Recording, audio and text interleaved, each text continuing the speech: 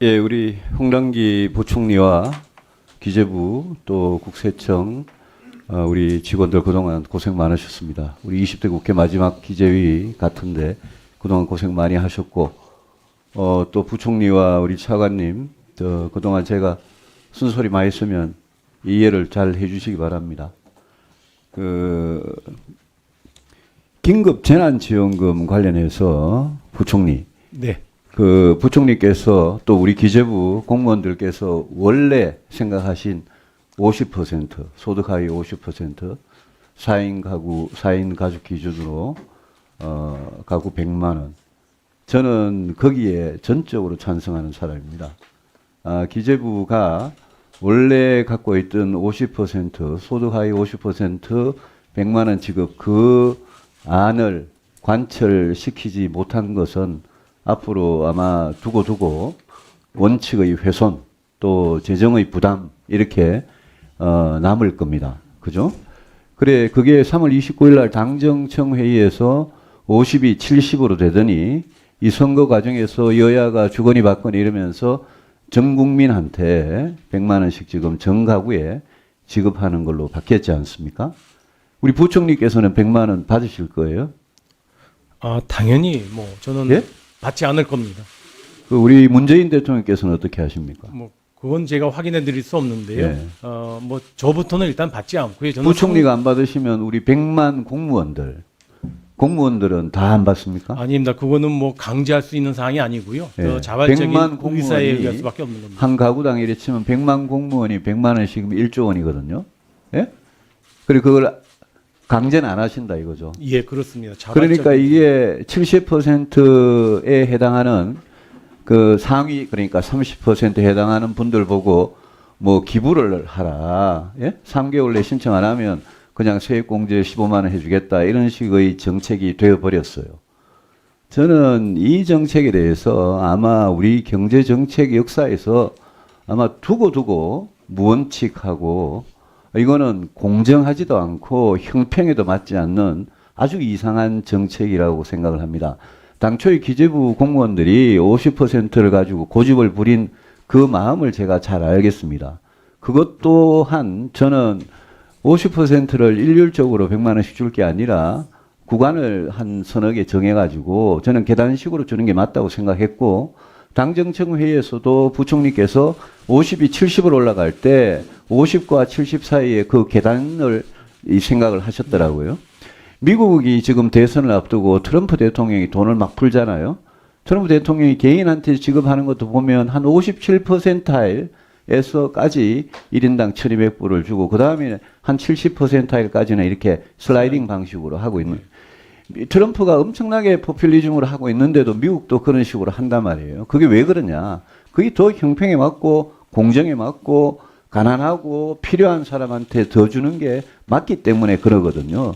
그 재정 원칙을 훼손한 데 대해서 그걸 부총리께서 끝까지 못 지킨 데 대해서 저는 제가 지금 거의 버스가 떠나는 지경입니다만은 이게 역사에 남을 거다. 그래서 부총리께서 어느 제가 보니까 이걸 기록에 남기겠다 이런 말씀을 하셨더라고요. 반대하는 거를 잘 하셨어요. 잘 하셨고 이건 아마 언젠가는 바로 잡혀야 될 경제 정책이고 부총리 지금 긴급재난지원금을 모든 가구에 100만 원씩 드리면 그러면 앞으로 이제 또 코로나 경제 위기가 계속돼 가지고 어려움이 가을에 겨울에 계속 오면 그다음부터는 이제 50%나 70%는 그냥 날아가 버린 거 아니에요? 처음에 100% 줬다가 정가구 줬다가 어떻게 그걸 줄이겠어요? 그죠? 그렇지 않습니까? 어떻게 생각하십니까? 저는 이번에 긴급 재난지원금을 지급하면서 일회성으로 생각을 하고 있고요. 예.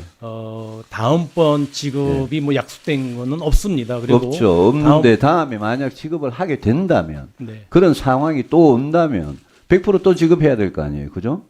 전 또 거기에 대해서 또 다른 의견을 낼 것 같습니다. 또 다른 의견을 내실 거예요. 예. 처음에는 그럼 선거 앞두고 100% 지급한다고 했다가 여름이나 가을쯤 가서 또 지급해야 될 상황이 올라오면 그때 가서는 그러면 기재부가 당초에 이야기한 50% 이런 새로운 안을 낼 거다 이 말씀입니까 지금? 예, 의원님 저는 뭐 다시 예. 긴급재난지원금을 지급할 수 있는 상황이 예. 오지 않기를 바라고요. 아니, 뭐, 만에 물론이죠. 하나 지원 예. 금액이 다시 논의된다면 저는 여러 가지 상황으로 봐서 100%보다는 예.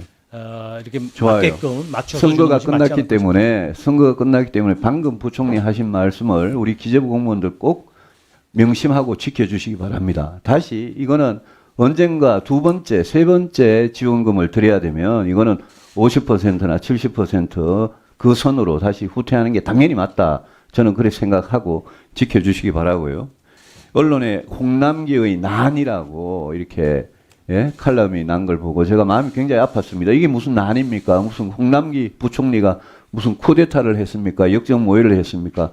어르신 이야기를 한 건데 그게 정치적인 과정에서 왜곡이 되었을 뿐이거든요. 명심해 주시기 바랍니다. 이현재 전 부총리께서 기업들이 부담하는 금융과 세금 부담을 6개월 정도 스탠스틸 동결하자라고 제안을 하셨어요. 부총리께서 어떻게 생각하십니까? 예, 의원님 저도 그 컬럼을 읽었고요. 예. 실제로 정부가 예. 이번에 재정과 금융을 통해서 240조 원 정도의 예. 지원 프로그램을 운영하고 있습니다만은 지금 말씀하신 대출 연장이라든가 예. 또는 세금에 대한 납기 유예 같은 것이 규모가 예. 거의 뭐 저희가 저는 350조에 이르는데 예, 같은 이현재 취지라고 생각합니다. 전 부총리께서 말씀하신 예. 6개월이 될지 더 길어질지 금융과 세금 부담의 동결, 스탠스틸 이거는 저는 굉장히 괜찮은 아이디어라고 생각을 하고 기재부에서 적극 검토를 해주시고요. 지금 우리가 가장 벤치마킹 할 수 있는 우리의 경험은 97년, 98년 이때 IMF 외환위기일 겁니다. 그때 168조 원의 공적 자금을 썼지 않습니까? 그런데 지금 기재부가 이 회계를 따지는 거는 공적 자금이라는 용어를 지금 잘 안 쓰세요. 저는 추경 1차, 2차, 3차 추경이다 자꾸 이러지 마시고 우리가 IMF 위기 때 했던 것 같이 지금 40조 이 기간산업 안정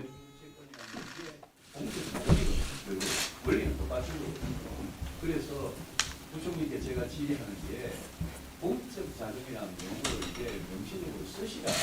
그리고 공적 자금을 쓸 때 얼마를 지금 확보를 이동을 해놓을지 그 앞으로 어떤 형식으로 쓸 건지 IMF 때는 주로 91기업 금융기관으로 조정했었는데 이번에는 좀 유동성이 아주 일시적으로 제한되기까지 확대가 되는 거 아닙니까 지금 상황이.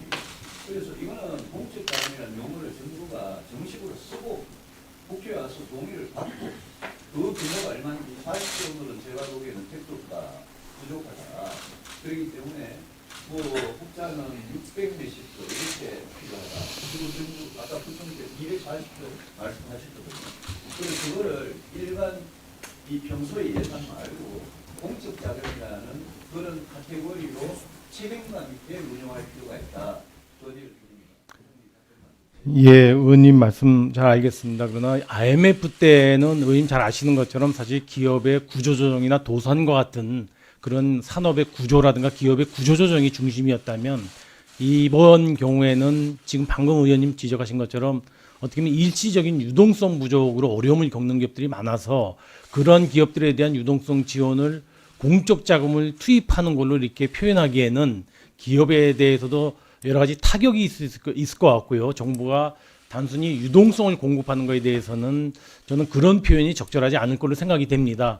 다만 이제 저희가 이번에 기간산업 안정기금의 40조 원의 경우에는 일부 유동성 지원도 있지만은 자본 출자도 같이 병행되는 경우도 있을 수 있기 때문에 아마 이 경우에도 공적 자금과 거의 같은 게 아니냐라고 말씀을 주실 수 있을 텐데요.